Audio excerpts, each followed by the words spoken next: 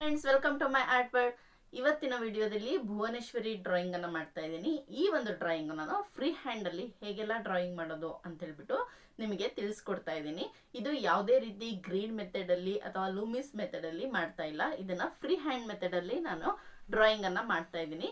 ಈ ಒಂದು ಡ್ರಾಯಿಂಗ್ ಅಲ್ಲಿ ಓನ್ಲಿ ಔಟ್ಲೈನ್ ಅನ್ನ ಹೇಗೆ ಹಾಕೋದು ಅಂತ ಹೇಳ್ಬಿಟ್ಟು ಸ್ಕೆಚ್ ಅನ್ನ, ಪೆನ್ಸಿಲ್ ಸ್ಕೆಚ್ ಮಾತ್ರನೇ ನಾನು ಈ ವಿಡಿಯೋದಲ್ಲಿ ನಿಮ್ ಜೊತೆ ಶೇರ್ ಮಾಡ್ಕೊಳ್ತಾ ಇದ್ದೀನಿ.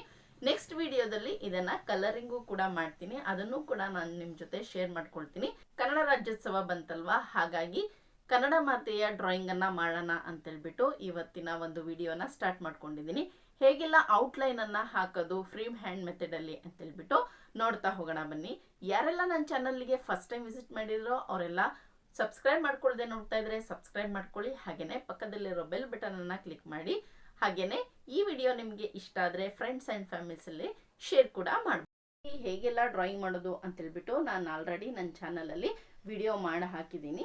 ಇದು ಫ್ರೀ ಹ್ಯಾಂಡಲ್ಲಿ, ಅಂದರೆ ಈಗ ಪ್ರಾಕ್ಟೀಸ್ ಮಾಡಿ ಮಾಡಿ ಆಗಿರತ್ತಲ್ವಾ, ಅವರಿಗೋಸ್ಕರ ಈ ಒಂದು ಡ್ರಾಯಿಂಗನ್ನು ಮಾಡ್ತಾ ಇದ್ದೀನಿ.